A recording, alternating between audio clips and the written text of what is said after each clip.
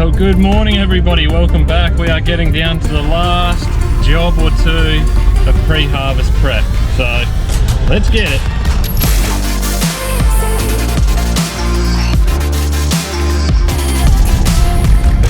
So I came over to the bin site here last night. We had some odds and ends of urea in a couple of bins. I managed to empty those out last night. We've got this combi bin here, that's absolutely chock-a-block full of urea still, so we've got to empty that one. But as you can see, it is very gloomy and dark today. It is spotting with rain. It's not a very good day to be augering urea around. It picks up moisture really quick. So we'll just see how we go.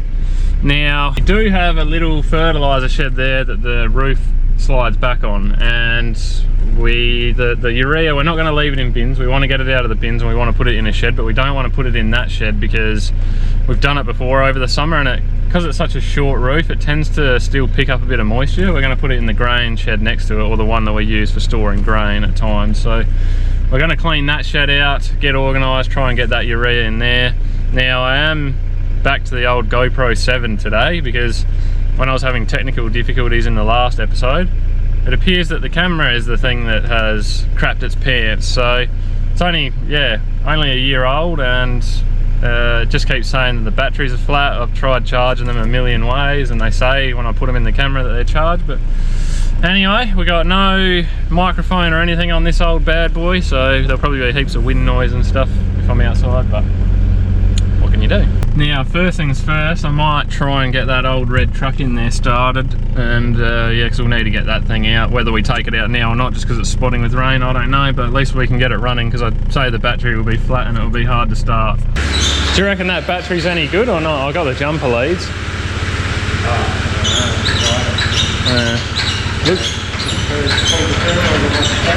It looks fairly new. Yeah. I mean, from the last time someone needed to start it.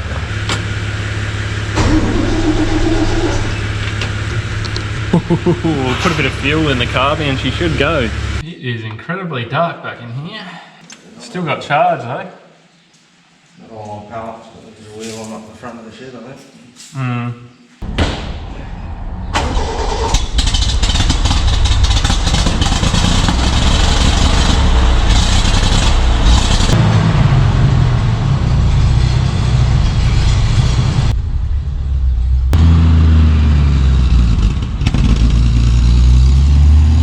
Funny thing is that when those trucks were bought, we had bought two of those, and when they were bought they were apparently the biggest trucks in the district for their time. So how times have changed. So there is still a small pile of DAP in this shed, which is why we didn't really want to dump urea in here as well and then mix it all up. Plus this little shed's flat out being full with about 45 tonne in it, I think. So, you know, it brings the mound right out to the front, and then, you know, the closer it is there, the closer it is to getting rain and more air and moisture and stuff on it. So we're just going to avoid putting that urea in there. We did it a couple of years ago. We had a whole heap left over and it was so clumpy the next year. So we figure if we can plonk it right in the back of this shed here, cover it with some plastic, should be a good thing.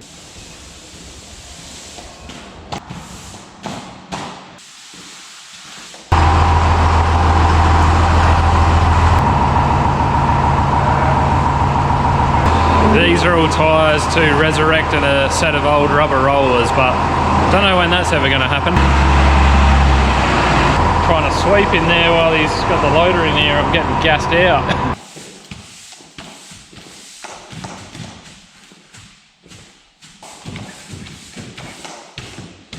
The trusty old GoPro 7 still hanging in there, eh? Not too bad at all. Anyway, we got that shed cleaned up. We're just going to run that loader back. I'll go pick that up and bring him back to his ute. And yeah, it's still spotting with rain at the moment. There's a bit of a shower coming through again, so we might have to hold off on moving too much urea around at the minute, but it's supposed to clear off this afternoon, so we should get there eventually. But I might as well just clean out a couple of bins while I'm over here, now that I got a couple more empty as well. I'll keep moving along. I was going to clean some bins out, but we might take a rain check. That was a good dad joke. Good one. A whole 1.5 millimeters. And boy, has the day turned around now. It was cloudy, cool and raining 30 minutes ago, and sun's out, clouds are disappearing. Time to get back to it, I think.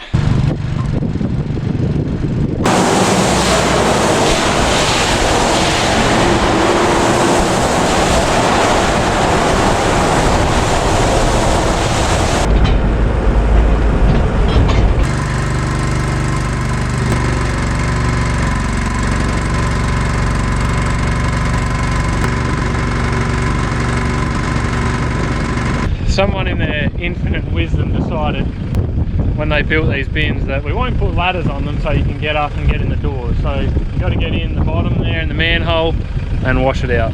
It's ridiculous.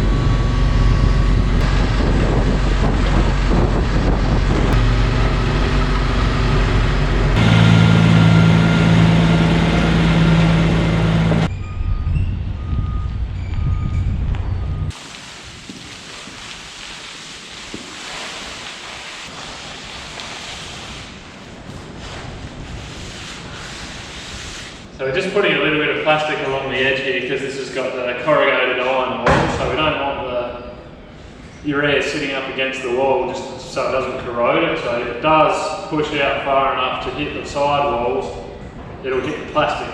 So we'll see how that works.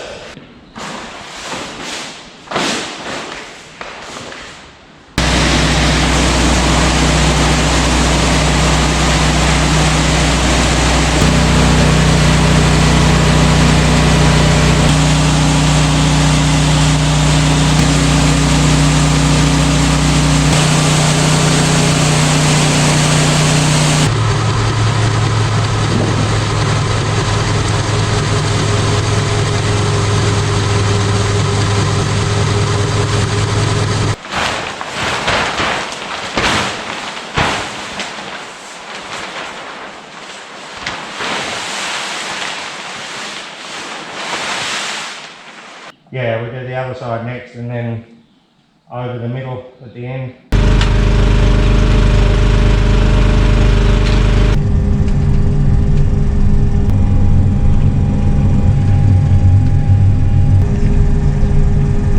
Now, being the farmer that I am and being the gambler that farmers are, I decided to come out and do some spraying this morning, and they're saying the winds are supposed to be up around 22 kilometers an hour already, and they're currently sitting at 7, so I thought, well, that's a win. And secondly, we're supposed to be a 20% chance of a shower of rain this morning and this afternoon, but the sun's shining, so look, anything's possible. It could come in with a shower, but we'll have a crack to see if we can't get this done, because that's another job off the list then. Now, you might have been looking around going, what are you even spraying out there, Henry? Doesn't look like there's much, but I can assure you there's plenty growing out here. That big October rain has got an absolute flush of potato weed going out here. There's a bit of mustard, there's stemless thistles, wireweed, and a heap of paddy melon starting to germinate, and of course, late season ryegrass. That's the one we really want to get right now. This was a break crop this year. Break crop meaning we put vetch in here to try and get rid of the grasses. So we do not want any grasses getting through. It defeats the purpose of putting that in. That crop will return nitrogen for next year's crop, and we'll get rid of the grasses to clean the paddock up. So just a bit of a job to try and polish things off in here.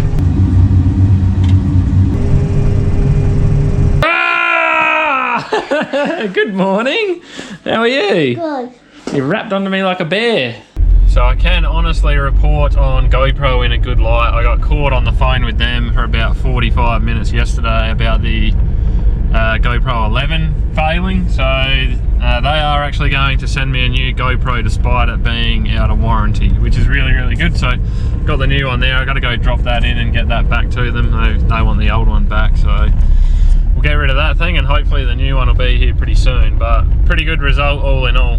So quick update from the pile of urea. We did get it all in here last night. We got it covered. GoPro battery went flat, but I've just come back now. I've just got a few more tyres to put around this pile here so that plastic will stay nice and tight and won't flap around too much. But yeah, it's nice to have it in here.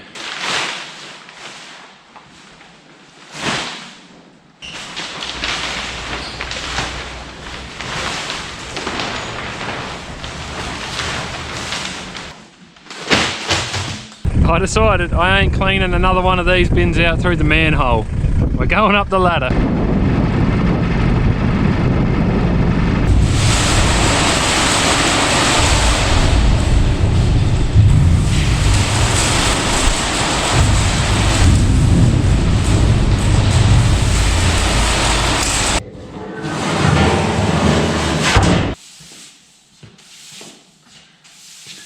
Alright, well, I am finally done over here. The bin side is done, all the bins are clean, everything's ready to roll, whatever we need, it's good to go. So that's good.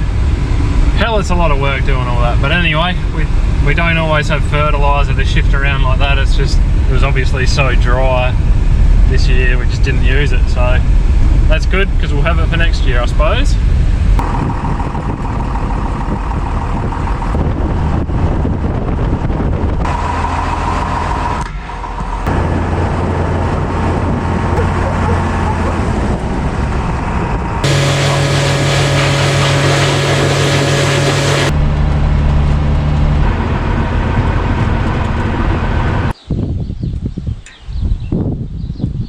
Well, not that you guys can see, but another day, another shower of rain. It certainly is not very good crop drying down weather out there at the moment, and I've got this terrible sinking feeling in my stomach at the moment that the 2024 season, it's not done with us yet. We have got a very unsettled weather forecast at the moment over the next week. This Monday coming up, I think that's the 11th of November, they've got, some agencies have got up to a month's worth of rainfall for us in one sitting at the moment. So, but other agencies have got us with next to nothing. So we'll wait and see, but then it looks like, oh, bang you guys into the window. It looks like again later next week, during the week, there's another front coming through. But I have been predicting it all winter long, not to come across sounding negative or anything like that, but I just said to Dad and said to Stacey that, you know, it's just been dry for so long. Well, it was the driest 8 or 9 months to start the year on record for some areas of South Australia. So I just said it being that dry, I know we'll get to the back end of the year and we'll get a heap of rain. I'm not trying to sound negative or anything like that. It's just, we've seen it all before, seen plenty of wet harvests and that sort of thing. But I mean, I guess the good thing is the crops are bad. There's not a whole lot of crop out there. So if we do sustain a bit of weather damage, it's not like we've got 4, 5, 6 ton crops out there that are going to get smashed around by the weather. So we'll wait and see what happens. Hopefully we can dodge the worst of it. But some of you might be asking, well, how far away are you from starting harvest, Henry? You know, you're not out there. Surely a little bit of weather now is not going to be a big deal. Well, we're this far away from starting. We were sort of thinking probably Monday or Tuesday we'd get going on some beans. Obviously, weather like we've got out here now, we've had the last few days, this gloomy stuff, odd showers of rain. Things just aren't drying down in those conditions, so that's going to slow us down. We're expecting a reasonable rainfall event on Monday as well. So, yeah, look, I don't know. That's going to push us back again a few more days. We'll just have to wait and see. But I just thought I'd give you an update on where everything is at the moment. So this machine here is ready to go. It just needs diesel in it. So she's pretty much turnkey ready, good to go. And if you've been following along the channel for a while, you know the road train, it's ready to go. She's all good. I just got to connect the other trailer back up to it. But no, that's a good thing. We've got no problems there whatsoever. And so I think it was last episode I did a bit of auger maintenance. Both of the augers are pretty well ready to go. Well, the other auger is ready to go. This one just needs a new fan, which arrived in Adelaide yesterday. So we should see that in a day or two. As you guys know from this episode, the field bins, the bins, they're all cleaned out. The bin site's all ready to go. All this stuff is ready to rumble. All of our fert's been moved, stored, ready for the summer, ready to go for next year. The firefighter's serviced, repaired, fueled, full of water. It's ready to go. So you guys get the picture. Everything is pretty well ready to go. We are just waiting for some crops to dry down enough so that we can get into them. And it is painful sitting back at the moment looking at the weather forecast and just thinking how close we are to starting. But yeah, it's farming. You just can't do anything about it, can you? Now, how close are your crops, Henry? Well, this is the wheat, and as you can see, we're looking out across it, there's not a lot of colour left in it. It is getting oh so close. This is the only crop I care about harvesting on our farm this year. I just want to get this harvested. It is the only crop of value. It's the only thing that's going to yield anything in particular. But you come down here, you just see there's just a little bit of green lingering on the heads. We just need a week of fine warm weather and this stuff would just about be ready to go. But some of it is yeah, quite ripe looking already. So we are getting there. We are just so close. So if we pluck a grain out of one of those heads, she's getting crispy. It's not crunchy, but it's getting there. There's a bit of a mixed bag. Some of those greener heads are still a little bit soft and spongy and they need a little bit of time, but geez, a head like that just needs a few fine days on it and it'll just about go. Now, we did desiccate beans about a week ago, 7 days ago, 8 days ago. That is going to be the first crop that we're going to harvest. Now, I was thinking if we're going to get a decent rain, it's Saturday today, if we're going to get some rain Monday, I was contemplating going out and harvesting a paddock tomorrow.